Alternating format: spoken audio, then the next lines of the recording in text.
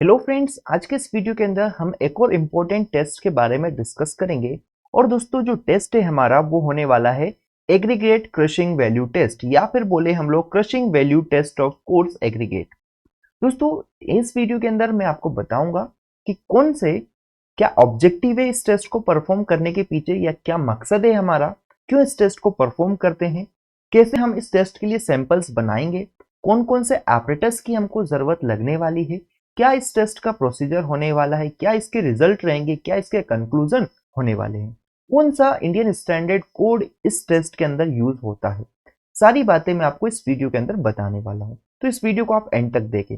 और फ्रेंड्स, इस वीडियो को देखने के बाद आप इस टेस्ट को अपनी लैब के अंदर जरूर परफॉर्म करके देखें, क्योंकि इस टेस्ट को आप जैसे ही अपनी लैब के अंदर परफॉर्म करेंगे ना, आपके कॉन्सेप्ट और अच्छे से क्लियर हो जाएंगे, क्योंकि काफी इंपॉर्टेंट है दोस्तों। अधिकतर इंटरव्यूज में या फिर और जगह इसका बहुत ज्यादा पूछा जाता है। ठीक है, तो फ्रेंड्स, सबसे पहले मैं आपको बताने वाला हूं ऑब्जेक्टिव, कि क्या ऑब्जेक्टिव है इस टेस्ट को परफॉर्म करने का। तो दोस्तों, ऑब्जेक्टिव आप देख सकते हैं क्या है, to determine the crushing value of course aggregate. अब दोस्तों, ये कोर्स एग्रीगेट क्या होता है, तो कोर्स एग्रीगेट मैं आपको बताऊंगा, लेकिन सीधी सिंपल सी बात है कि आपसे कोई पूछता है क्रशिंग वैल्यू टेस्ट को हम लोग क्यों परफॉर्म करते हैं, तो इसको परफॉर्म करते हैं दोस्तों जिससे कि हम जो कोर्स एग्रीगेट रहता है उसके लिए एग्रीगेट क्रशिंग वैल्यू निकाल सके। क्या बोला? एग्रीगेट क्रशिंग वैल्यू, एसीवी का फुल फॉर्म होता है एग्रीगेट क्रशिंग वैल्यू। निकालने के लिए हम लोग इस टेस्ट को परफॉर्म करते हैं। तो पहला सवाल मेरा जो था क्या, कि इस टेस्ट को क्यों परफॉर्म करते हैं, उसका जवाब है इस टेस्ट को परफॉर्म करते हैं जिससे कि जो एग्रीगेट होता है उसकी क्रशिंग वैल्यू हम लोग पता लगा सके।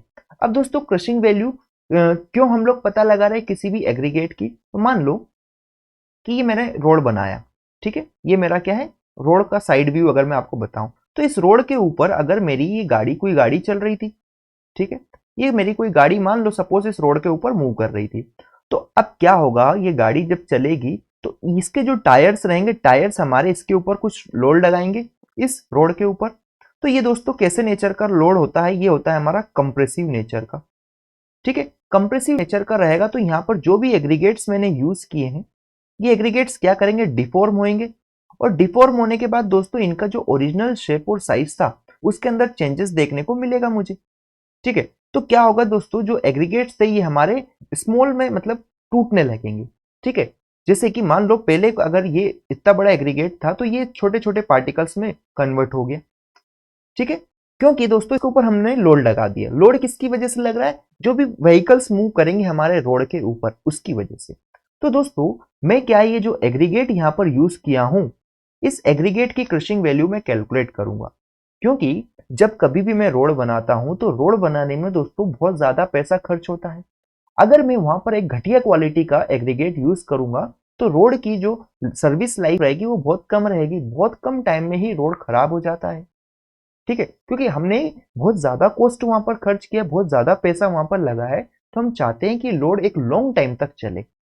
ठीक है, तो इसलिए हम इस टेस्ट को परफॉर्म करते हैं। इस टेस्ट में हम लोग फाइंड आउट करेंगे कि जो कौन सा एग्रीगेट है जिसकी क्रशिंग वैल्यू बहुत अच्छी होगी, उसी को हम यहाँ पर यूज करेंगे, जिससे कि हमारे जो रोड रहेगा उसकी क्या रहेगी, लाइफ ज्यादा हो जाए। ठीक है, तो सीधी सी बात है कि इस टेस्ट को परफॉर्म क्यों करते हैं, जिससे कि एसीबी हम लोग निकाल सके, that is aggregate crushing value निकालने के लिए इस टेस्ट को परफॉर्म किया जाता है। दोस्तों, पहली पॉइंट क्लियर हो गया होगा। सेकंड बात करेंगे कौन सा कोड यहाँ पर यूज होता है। तो यहाँ पर दो टाइप के कोड यूज होते हैं दोस्तों। एक कोड होता है हमारा 2386, इसका कोड का पार्ट 4 हम लोग यूज करते हैं। और दूसरा जो कोड रहेगा फ्रेंड्स वो हमारा होता है 383, जो कि स्पेसिफिकेशन बताता है कोर्स और फाइन एग्रीगेट्स की। तो मेरे ख्याल से ये बात ये आपको क्लियर हो गई होगी। अब फ्रेंड्स, एक और इंपॉर्टेंट बात हम लोग करेंगे, और वो क्या है कि आखिर में कौन कौन से एपरेटस हम यहाँ पर यूज करेंगे। तो दोस्तों, जिस एपरेटस की जरूरत हमको लगेगी उन एपरेटस के बारे में मैं आपको फटाफट बता देता हूं, देन हम लोग प्रोसीजर की बात करेंगे। ठीक है, तो दोस्तों सबसे पहला एपरेटस रिक्वायर है यहाँ पर, वो है हमारे पास सीव। दोस्तों, हमको इंडियन स्टैंडर्ड सीव की जरूरत लगेगी, जिसकी साइज हमारी कितनी है, एक सीव चाहिए हमको 12.5 mm की, एक चाहिए होती है 10 mm की, और एक चाहिए होती है 2.36 mm की। दोस्तों, इनका कहां पर यूज होगा वो मैं भी आपको बताऊंगा, जस्ट आपको अभी ध्यान रख लेना है कि ये सारे ऑपरेटर्स की हमको जरूरत लगने वाली है। ठीक है, दोस्तों ये सारे ऑपरेटर्स आप अपनी लैब के अंदर जरूर देखें, जिससे कि आपके कॉन्सेप्ट और अच्छे से क्लियर हो जाएंगे, ठीक है ना। फर्दर आगे बात करें फ्रेंड्स और कौन से ऑपरेटर्स हम लोग यूज करेंगे, तो दोस्तों यहाँ पर एक स्टील सिलेंडर का यूज करते हैं, जिसके ऊपर हम लोग टेस्टिंग कराएंगे। तो स्टील सिलेंडर में आपको बताऊंगा कैसा दिखता है। इसका डायमीटर दोस्तों 15.2 सेंटीमीटर रखना है, जो कि जनरली देखा गया है कि दोनों साइड से ओपन होता है। जैसे कि आप देखेंगे ये होता है हमारा स्टील का सिलेंडर। दोस्तों इसका जो diameter that is inner diameter की अगर मैं बात करूं, तो ये जो वैल्यू है मेरी, ये 15.2 सेंटीमीटर है मेरी। समझ आया? तो ये स्टील सिलेंडर है जिसका डायमीटर की वैल्यू मैं आपको बता दिया 15.2 सेंटीमीटर का ये होता है, ठीक है। आगे अगर बात करें दोस्तों, तो हम लोग एक मेजरिंग सिलेंडर का भी यूज करते हैं। मेजरिंग सिलेंडर दोस्तों आप इस फोटो में देखेंगे, अगर मैं आपको बताऊं तो ये वाला जो है इसको हमने बोला है मेजरिंग सिलेंडर। क्लियर है? ये है हमारा मेजरिंग सिलेंडर, जिसका जो डायमीटर है दोस्तों, जनरली अगर बात करें हम इस वाले का, तो इसका डायमीटर 11.5 सेंटीमीटर होता है, और इसकी हाइट जो रहेगी, हाइट हम लोग 18 सेंटीमीटर के समथिंग कंसिडर करके चलते हैं या होती है, ठीक है। तो ये स्पेसिफिकेशन है इसका कि जो सिलेंडर है, सिलेंडर का डायमीटर है 11.5 सेंटीमीटर और इस सिलेंडर की हाइट है 18 सेंटीमीटर। क्लियर है? इसी को हम लोग बोलते हैं दोस्तों मेजरिंग सिलेंडर, क्योंकि ये मेजरमेंट के काम में आता है, ठीक है। यहां तक की बात मेरे ख्याल से आपको क्लियर हो गई होगी। आगे अगर बात करें फ्रेंड्स और कौन सा ऑपरेटर्स है, तो एक प्लंजर होता है। जैसे कि अगर मैं बताऊं, ये रखा है आपके सामने, ये वाले ऑपरेटर्स को हमने प्लंजर बोला है। क्लियर है? तो देख पा रहे हैं मेरे ख्याल से प्लंजर क्या है, तो ये हमारा प्लंजर है फ्रेंड्स। इस प्लंजर का जो डायमीटर है, अगर आप बात करेंगे, ये जो नीचे वाला जो पोर्शन है, इसका जो डायमीटर है वो हमारा 12, यहां से अगर बात करें दोस्तों, तो ये 15 सेंटीमीटर है। क्लियर हुआ कि ये जो प्लंजर है इसका डायमीटर कितना है, 15 सेंटीमीटर है, और एक बेस प्लेट की जरूरत होती है, जो कि आप देख सकते हैं ये ब्लू कलर की रखी है, ये हमारी क्या है, बेस प्लेट है। क्लियर है? तो फ्रेंड्स यहां तक की जो ऑपरेटर्स जो हमको रिक्वायर्ड थे वो मैं आपको बताया हूं। और कुछ ऑपरेटर्स है जो कि जनरली यूज होते हैं। एक टेम्पिंग रोड हो गया, जैसे कि आप इस फिगर के अंदर देख सकते हैं, इसको हम लोग बोलते हैं टेम्पिंग रोड, या फिर हम बात करेंगे किसके लिए यूज होता है दोस्तों, एग्रीगेट को कॉम्पैक्ट करने के काम में ही आता है। जैसे कि आप इस फिगर में देख सकते हैं, ये मेरी क्या है, टेम्पिंग रोड है।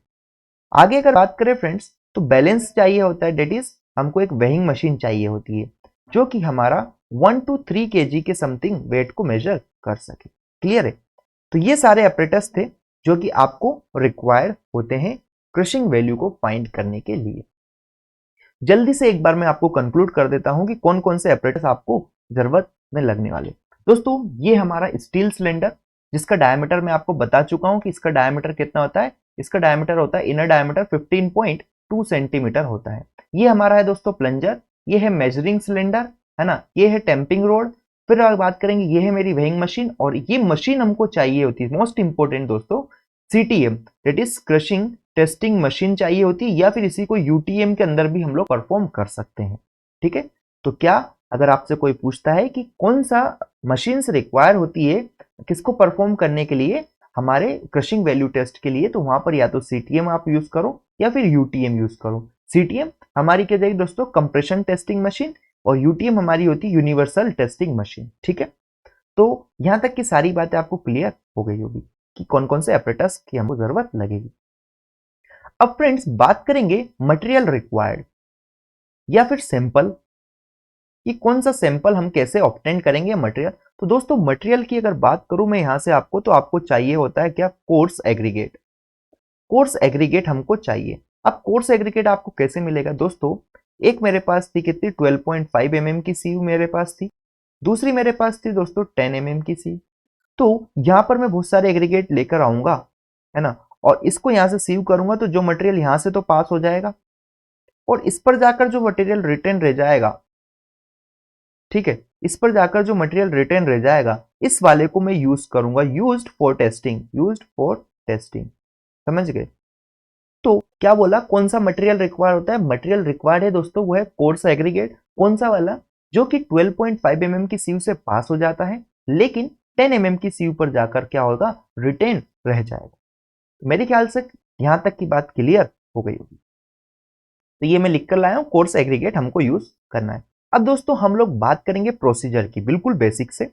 तो दोस्तों ये प्रोसीजर आप फॉलो कीजिएगा और अपनी लैब के अंदर इस टेस्ट को परफॉर्म कीजिएगा, ठीक है। तो सबसे पहला वाला प्रोसीजर क्या है दोस्तों, सबसे पहली स्टेप होती है वो है क्या कि हम क्या करेंगे, हमारे पास सीव है एक 12.5 mm की और एक सीव है मेरे पास 10 mm की। तो यहाँ पर मैं एग्रीगेट लागूंगा बहुत सारे और पास कर दूंगा, जो कि यहाँ पर जो रिटेन रह जाएगा, रिटेन रह गया, ठीक है, इस वाले को मैं ध्यान में रखूंगा। समझ पाए कि जो कि 12.5 से पास हो जाता है और 10 mm की सीव पर जाकर रिटेन रह जाता है, उसको मैं मटेरियल के तौर पर यूज करूंगा दिस इज मेरे सैंपल के अंदर।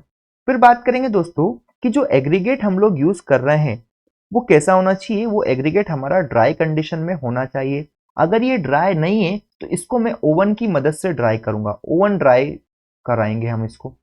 तो दोस्तों ओवन के अंदर अगर आप इसको ड्राइड कराएंगे, किसको किसको ड्राइड कराओगे, जो कि मेरा 10 mm पर रिटेन रह जाता, 10 mm पर रिटेन रह गया था, ठीक है। इसको ओवन के अंदर ड्राइड कराएंगे और कितने टेम्परेचर पर दोस्तों, आप इसको 100 टू 110 डिग्री सेंटीग्रेड तक आपको इसको हीट करना है और कम से कम एटलीस्ट 4 घंटे तक आपको हीट करना है इस टेम्परेचर पर इसको, ठीक है।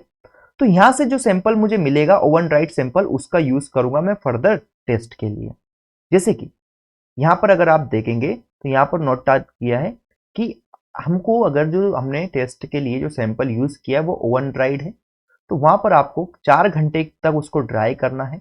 4 घंटे से ना ज्यादा ना कम, और ऑलमोस्ट आप 4 आवर्स तक उसको ड्राई कीजिएगा ओवन के अंदर। और टेम्परेचर इतना आप मेंटेन करना, टेम्परेचर इतना मेंटेन करना, देन उसके बाद उसको दोस्तों आप रूम टेम्परेचर पर ठंडा होने दें। क्या बोला, रूम टेम्परेचर पर आप उसको ठंडा होने दें। जब तक वो ठंडा नहीं हो जाता उस पर आपको टेस्टिंग नहीं करनी है, ठीक है। यहां तक की प्रोसेस क्लियर हुई कि सबसे पहले हमको 12.5 mm और 10 mm की सील से उसको पास कराना है। 10 mm पर जो रिटेन रहेगा उसको फिर हमको ओवन ड्राई बनाना है। ओवन ड्राई बनाने के बाद दोस्तों अब क्या करेंगे हम लोग, हमारे पास ये जो मेजरिंग सिलेंडर है, क्या बोला है, ये जो मेजरिंग सिलेंडर है, इस मेजरिंग सिलेंडर के अंदर दोस्तों ये सैंपल मानो ये मेरा कौन सा सैंपल था, ये मेरा ओवन ड्राइड सैंपल था। ओवन ड्राइड, क्या बोला मैं इसको, ओवन ड्राइड सैंपल है ये मेरा, ठीक है, ओवन ड्राइड सैंपल है। अब इस ओवन ड्राइड सैंपल को दोस्तों मैं यहाँ पर 3 इक्वल लेयर्स में क्या करूंगा, फिल करूंगा। दैट इज फर्स्ट लेयर में फिल किया, second layer, 3 layer. First layer में फिल किया दोस्तों, यहाँ पर 25 नंबर ऑफ स्टॉक्स मारूंगा इस स्टैंपिंग रोड की मदद से, आप देख सकते हैं। सेकंड लेयर में फिल किया और उसमें भी 25 नंबर ऑफ स्टॉक्स में लगाऊंगा। ऐसे ही थर्ड वाली में बात करेंगे हम लोग। दोस्तों ध्यान दीजिएगा, आपको हर एक लेयर को लगभग इक्वल साइज की रखनी है, ठीक है। इक्वल साइज में आपको इनको इसके अंदर क्या करना है, एग्रीगेट्स फिल कर देना है, ठीक है। इसके अंदर आपने एग्रीगेट्स इक्वल लेयर में फिल कर दिए हैं।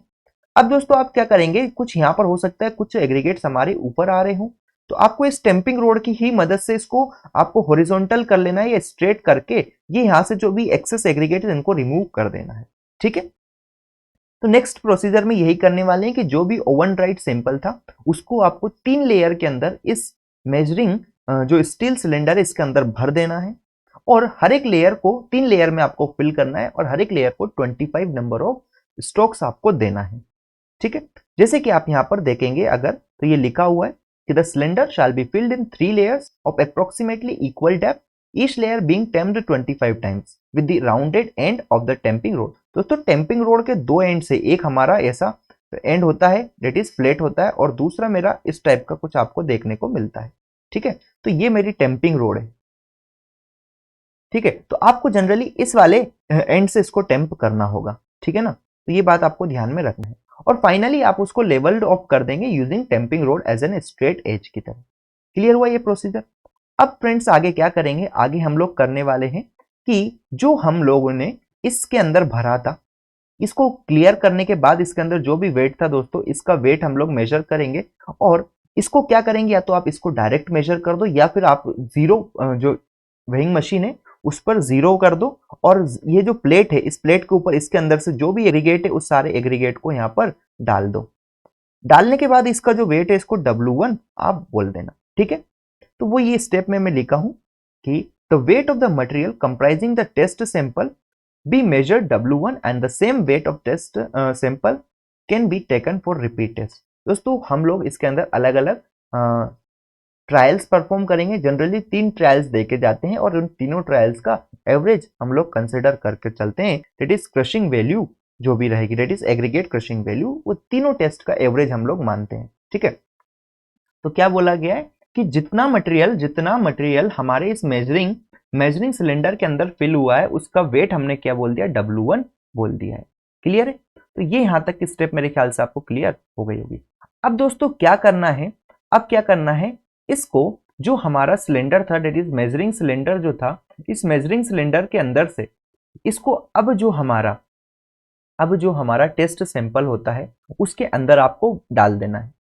ठीक है, मतलब कि सिंपल सी भाषा में अगर मैं बताऊं तो क्या करना है आपको कि ये, जैसे कि मैं दूसरे उससे बताता हूं आपको, ये वाला जो प्रोसेस है अब आपको ये परफॉर्म करना है कि ये सिलेंडर से आपको क्या करना है, इसके अंदर जो भी आप फिल किए थे उसको उठा के इस वाले के अंदर डाल देना है और एक ही बार में आपको इसके अंदर डालना है और इसको 15 स्ट्रोक्स आप दे दो। ठीक है, सॉरी 25 स्ट्रोक्स इसके अंदर आपको दे देना है। इसको यहां से लाए और इसके अंदर आपने इसको डाल दिया। अब एग्रीगेट को यहां पर डाल के आपने 25 स्ट्रोक्स दे दिए। अब ये जो प्लंजर है इस प्लंजर को उठा के इसके ऊपर लगा दो। प्लंजर को उठा के आपने इसके ऊपर लगा दिया और अच्छे से थोड़ा सा उसको शेक कर दो जिससे कि जो भी एयरवेट्स प्रेजेंट है वो सब रिमूव हो जाए। ठीक है, अब ये प्रोसेस करने के बाद इस पूरी असेंबली को आप उठाओ। क्या करें, पूरी असेंबली को आप उठा के पूरी असेंबली को, जैसे कि यहाँ पर अगर आप इस फिगर में देखें, पूरी असेंबली को आपने यहाँ से जमाया और ये टेस्टिंग मशीन के अंदर लाके रख दिया। ठीक है, ये मेरा सिलेंडर है दोस्तों, ये मेरा प्लंजर है और ऊपर से और नीचे दोनों साइड से आपने इसको मशीन के अंदर रख दिया। ये मशीन में आप देख सकते हैं। तो यहाँ पर इस पोजीशन पर आपको ये सैंपल रख देना है और यहाँ से आपको लोड लगाना है। जैसे आप यहाँ पर लोड लगाओगे तो दोस्तों यहाँ पर कुछ रीडिंग मिलेगी। आपको लोड इस तरह से लगाना है कि आपको 4 किलो न्यूटन पर मिनट, मतलब 1 मिनट के अंदर 4 किलो न्यूटन के हिसाब से लोड बढ़ाना है। और मैक्सिमम जो लोड रहेगा दोस्तों वो 40 किलो न्यूटन आपको अचीव कर लेना है विद इन, या बोलूं मैं इन 10 मिनट्स। 10 मिनट्स के अंदर आपको 40 किलो न्यूटन का लोड अचीव कर लेना है। ठीक है, तो ये जो मैं बात बोला हूं वो यहाँ पर मैं लिखा हूं, इस वाले में देखेंगे अगर आप ध्यान से तो ये जो स्टेप है यहाँ पर लिख के लाया हूं। देखो कि the apparatus with test sample and the plunger in position shall then be placed between the plates of the testing machine। ये हमारी टेस्टिंग मशीन की प्लेट है, एक प्लेट ये है और दूसरी प्लेट मेरी ये है। ठीक है, place between testing machine and loaded act to act uniform rate. Uniform rate दोस्तों 4 किलो न्यूटन पर मिनट के हिसाब से यहाँ पर लोड लगेगा, ऊपर से भी और नीचे से भी। ठीक है, इस तरह से लोड लगेगा यूनिफॉर्मली दोस्तों कि 10 मिनट के अंदर, क्या बोला, 10 मिनट्स के अंदर वो 40 किलो न्यूटन लोड पर रीच हो जाए। और जैसे ही यहाँ पर हमारा 40 किलो न्यूटन का लोड यहाँ पर रीच हो जाएगा, हम लोग मशीन को बंद कर देंगे। ठीक है, बंद करने के बाद दोस्तों क्या करेंगे, अब क्या करेंगे, बंद करने के बाद हम लोगों यहाँ से जो भी हमको क्रश्ड, क्या बोला इसको, मैं बोलता हूँ क्रश्ड एग्रीगेट्स जो मिलेंगे, इसको मैं क्या करूंगा दोस्तों, अब 2.36 mm की सीव पर लाकर यहाँ पर गिरा दूंगा। ठीक है, अब गिराऊंगा तो इसके नीचे से कुछ फाइनर पास होगा। ठीक है, ये फाइन फ्रैक्शन पास हुआ, फाइन फ्रैक्शन पास हो गया होगा। इस फाइन फ्रैक्शन को मैं क्या करूंगा दोस्तों, इसका वेट ले लूंगा, मान लो इसका वेट W2 आया। ठीक है, तो क्या बोला प्रोसीजर में कि इसको आप जो क्रश्ड एग्रीगेट इसको 2.36 mm से पास करेंगे और यहां से जो भी पास होगी दोस्तों 1 मिनट तक शेक करूंगा। Shake for 1 minute, shake for 1 minute, 1 minute तक मैं इसको शेक करते जाऊंगा और यहां से जो भी मुझे वेट मिलेगा नीचे फाइनर फ्रैक्शन का, फाइनर पार्टिकल का, उसका वेट मैं W2 बोल दूंगा। ठीक है, तो यहां तक की मेरे ख्याल से बातें आपको क्लियर हो गई होगी। तो सेम चीज यहां पर लिखा है कि the load shall be released in the whole material removed from the cylinder and sieved on 2.36 mm sieve for the standard test। ठीक है, एंड बात करेंगे तो उसका जो fraction passing the sieve shall be measured as W2 की तरह major कर देंगे। अब दोस्तों जो एग्रीगेट क्रशिंग वैल्यू होती है ये हमारी होती है W2 divided by W1 into of 100। W2 क्या है दोस्तों कि fraction of particle passed 2.36 mm and W1 क्या है दोस्तों, oven dried weight, oven dried weight of aggregate retained on 10 mm sieve पर। ठीक है, तो ये होता है मेरा एग्रीगेट क्रशिंग वैल्यू। क्लियर हुआ? इसी को दोस्तों यहाँ पर लिखा है कि एग्रीगेट क्रशिंग वैल्यू की इस तरह से निकालेंगे W2 बाय W1 इंटू 100। और ध्यान दीजिएगा इसको हम लोग परसेंटेज के फॉर्म में एक्सप्रेस करेंगे, जैसे कि 30% मान लो, ठीक है, 10% हो गया, 40% हो गया, तो इस फॉर्म में इसको एक्सप्रेस किया जाता है। फर्दर बात करें फ्रेंड्स दोस्तों, यहाँ पर W2 और W1 को मैं लिखा W1 weight in gram of saturated surface dry sample, या फिर मैं बोलूँ O1 ड्राइड सैंपल, क्लियर है, जो कि हमने फर्स्ट बार में मेजर किया था। और W2 क्या हो गया फ्रेंड्स मेरा, W2 हो गया मेरा weight in gram of fraction passing 2.36 mm sieve से पास होने वाले को बोलते हैं।